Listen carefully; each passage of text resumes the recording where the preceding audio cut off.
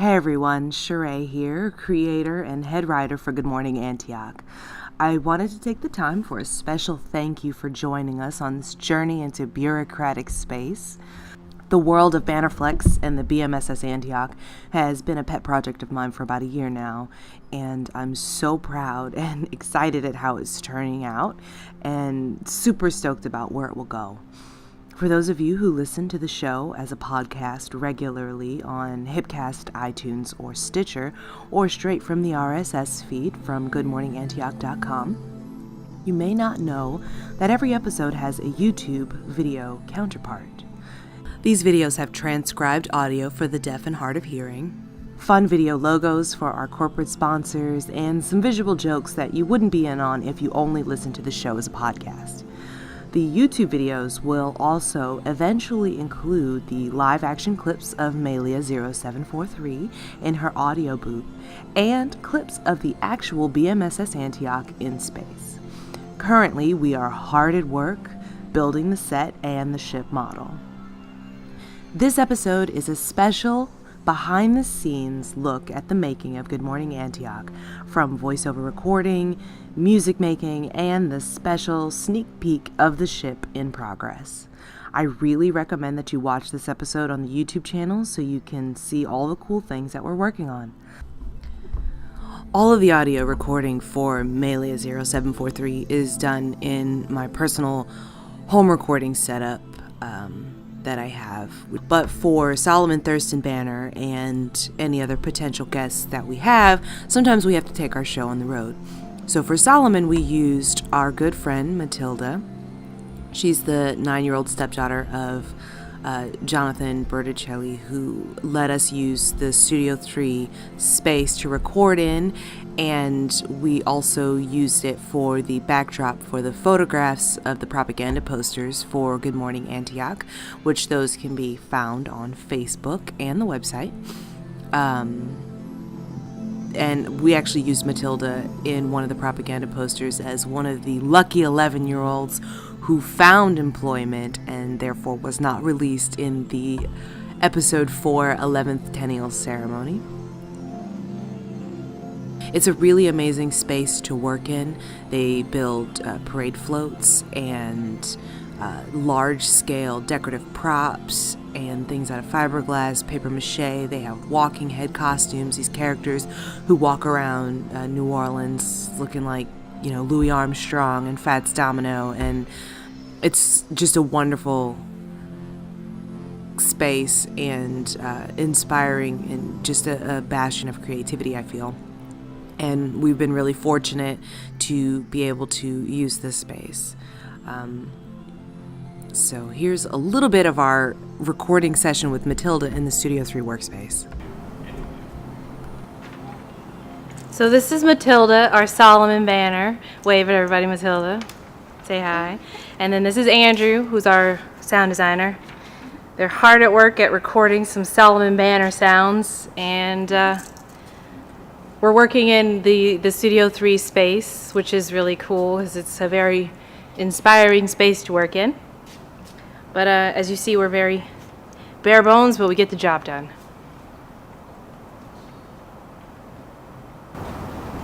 I am proud to release this year's 11th Tennial class. I am proud to release this year's 11th Tennial class. And then can you say 11th Tennial? Like say 11th Tennial. I am proud to release this year's 11th Tennial class. Yeah. And open wide when you do that, because it makes you project when you do it. It forces your voice out. Yeah. So we'll do it one more time. I am proud to release this year's 11th Tennial class. Perfect. Matilda was really great and easy to work with, and we are definitely looking forward to having a return of Solomon Thurston Banner the 14th to the Antioch. Andrew Berthoff, who helped record these recordings for Matilda, is also our head sound designer as far as creation of music and sound effects, and so he basically brings his entire setup with him wherever he goes. And so I got a little bit of video of him working on some upcoming and future music, and just wanted to share with you guys a little bit of how we get the sounds that we get for the world of the BMSS Antioch. Basically, everything starts with an idea. It's usually either from a plugin, some kind of programmed modular thing, and so it's to time, it's quantized, and it's on a grid, so I can kind of see where the melodies are, see where the harmonies are, attach a tempo to it. I mean, tempo's automated, and then either I'll just start adding layers over it. Either the idea might start with something like, a cool synth sound. I just add layers on top of that and kind of try to turn it into something denser. In the last year or so, Reactor started programming these digital versions of old modular synths, so stuff from like the early days, like the beginning of the concept of synthesis, the boxes that filled entire rooms and buildings, and all they do is they have a bunch of knobs and they make sounds. They produce some kind of sound, whether it's white noise and just a hiss, or a bass drum, something that is an equivalent of a bass drum hit, or a click, or a whistle, or something like that. But it's all, these are mostly like synthesized, or they're modified versions, so they're an electronic version of the real things.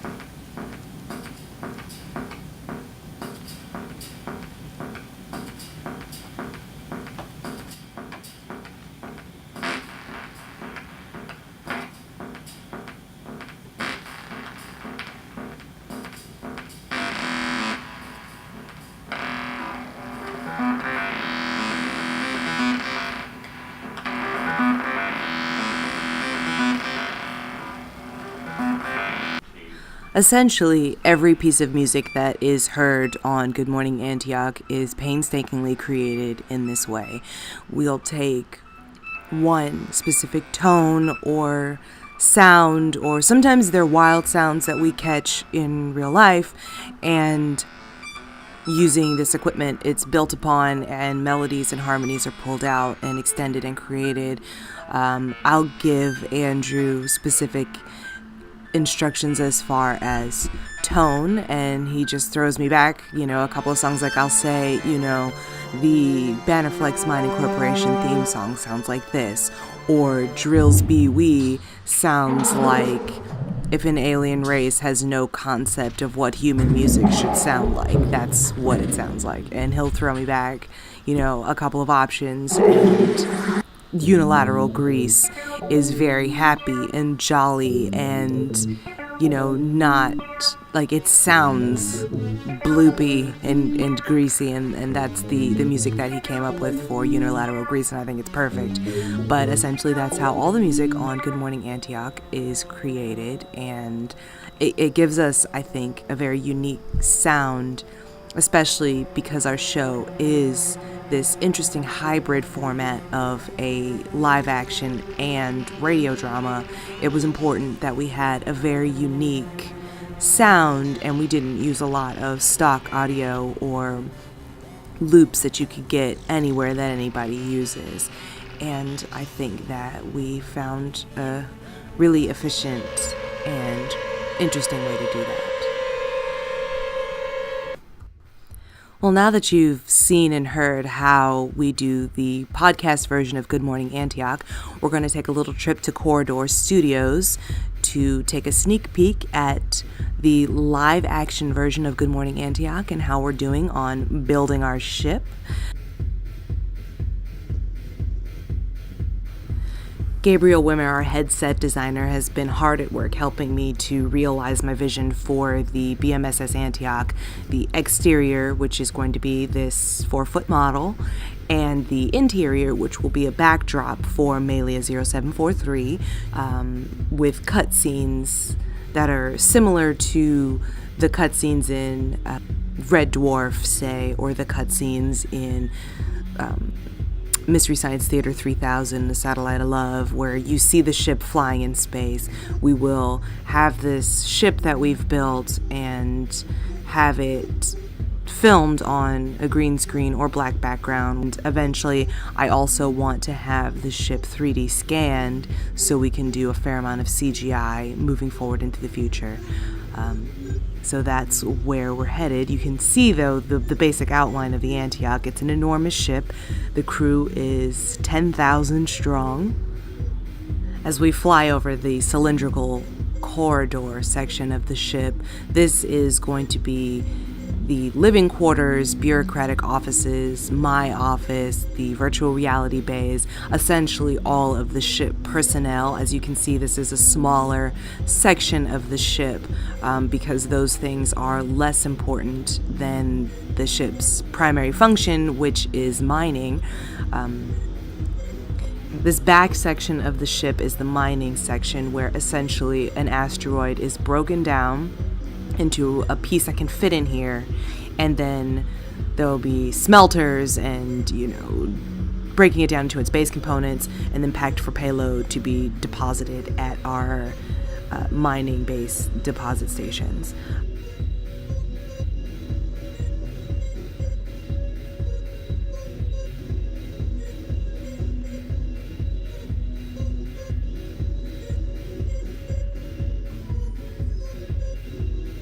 Those little green bits at the front, those are going to be our weapons array, which the Antioch is a mining ship, so it doesn't really have weapons, but those are laser cannons used for mining, breaking up asteroids into smaller pieces that can be then ingested into the ship, essentially. But they will be used as weapons as we get further down into the storyline of what's going on in this bureaucratic universe, and the Antioch finds itself in need of defending itself. The technique that we use here is called greebling. It's a very common technique in building ships in science fiction. I think the term was coined during Star Wars, when they were just adding all kinds of bits of models and parts and pieces and things to create, the Death Star, and to give texture to and depth and dimension. You can see all the bits and pieces that we've used here for the greebling. Just tons and tons of shopping trips, finding all kinds of interesting toys and pieces, and cannibalizing bits of electrical equipment. Old blow dryers, razor blades, hair curlers look really very much like giant rock crushers.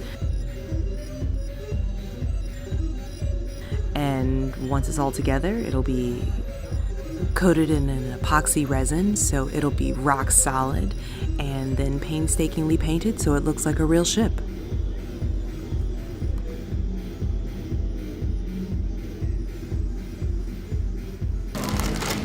So Lady Bix, I believe, or twin doubles, as the packaging says. I believe they're Dollar General or Dollar Plus or $1 8-packs. 10 packs. Is it 10? Mm-hmm. Whoa.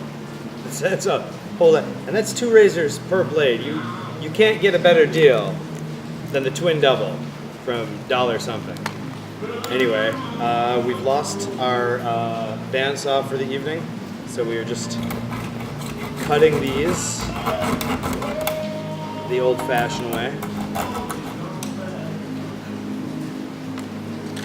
because these back ends just make real sweet little bay doors, I think, hopefully. Can't you just tiny little spaceship?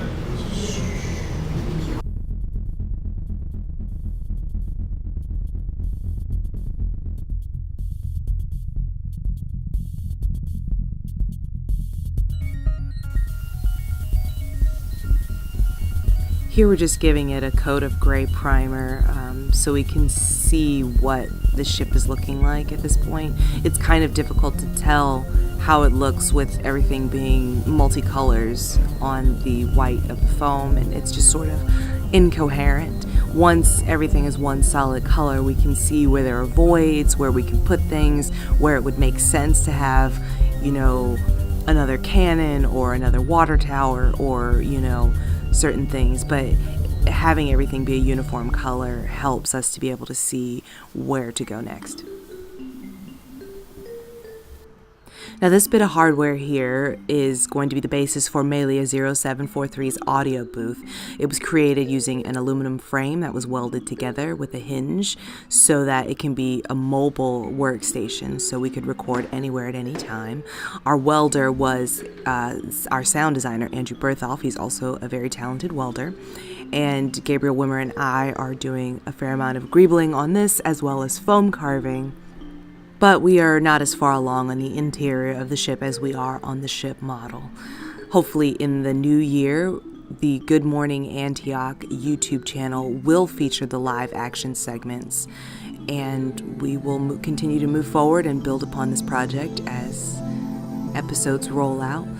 We thank you so much for your support and views and likes and clicks and shares. It's been kind of overwhelming, the response. The show just launched. This is our 6th episode, and we're overwhelmed at how people are responding to it. And we thank you so much and hope you continue to listen and hope you continue to watch as we move forward into the live action phase of Good Morning Antioch.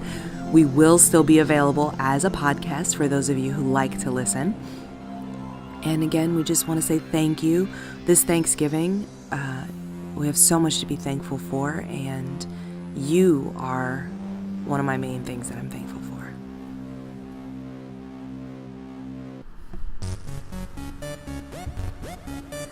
Thank you again for listening. If you have any questions, comments, or announcements for the crew of the BMSS Antioch, send them to contact@goodmorningantioch.com. Be sure to listen to future episodes of Good Morning Antioch dropping on iTunes, Stitcher, and Hipcast, and don't forget the transcribed audio versions available on YouTube. Visit goodmorningantioch.com for all updates and schedules. Also, be sure to check out our Patreon page. We have all kinds of cool gifts and merch available for those who donate to help us get our ship off the ground. Special thanks to sound designer Andrew Bertholf, Solomon Banner, Matilda Solier, set designer Gabriel Wimmer, Donald Chambers, our media liaison, and producer Mark Terry. And as always, I hope you have a safe and productive work cycle.